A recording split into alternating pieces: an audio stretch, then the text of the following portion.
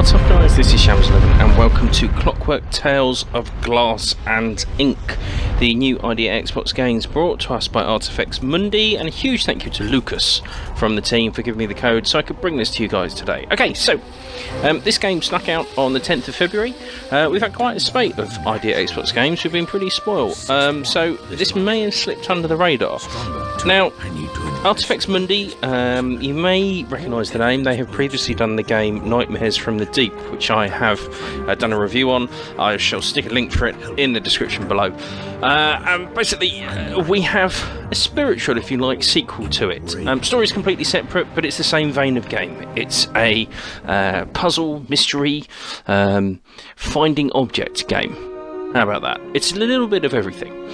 We take on the role of Agent Evangeline Glass, and our good old friend Dr. Ambrose Ink has discovered that there's something pretty strange going on in a village where everything seems to be falling down due to huge tremors and earthquakes.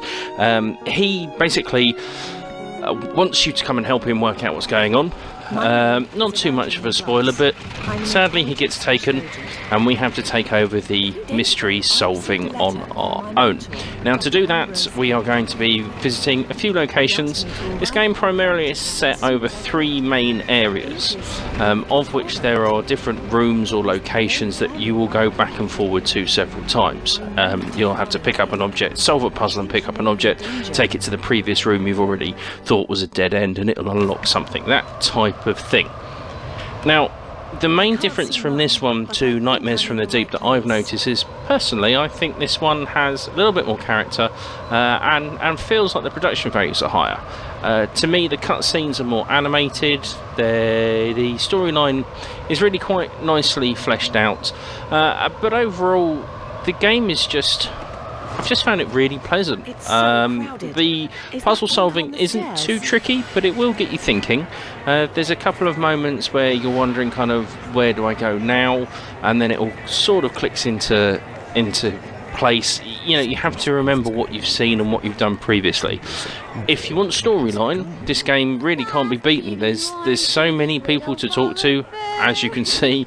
Everybody has kind of a nice little personality that they all add to the game.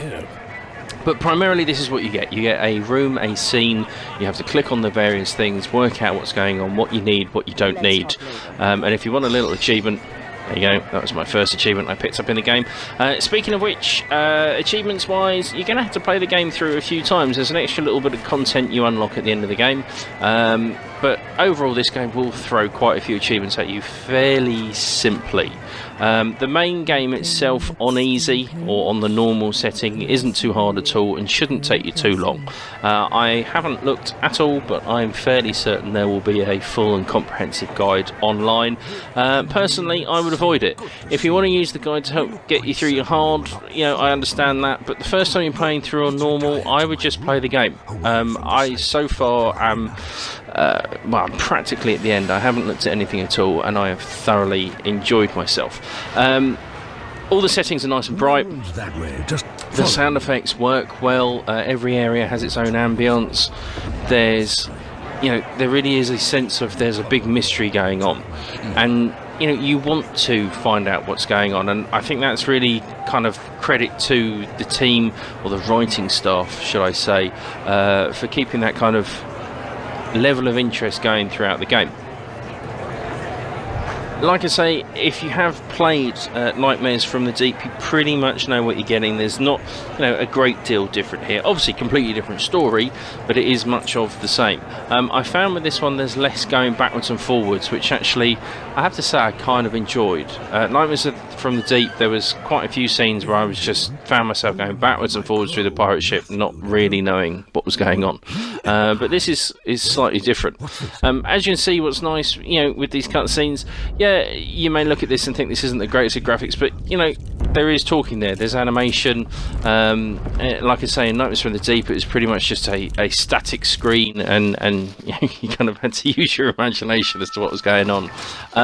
The puzzles are a nice variety. This is quite an early one. There's it seems a bit odd, but basically each character wants something different. You give them what they want, they unlock the next clue, which conveniently is the key we've been missing. Previously I had to find the doorknob to get in the door, so it nicely goes together. There are of course scenes where you click on just an area and it gives you a list of items to find.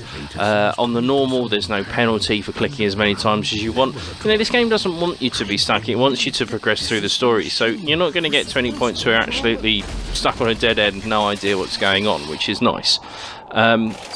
We have this little fella with us.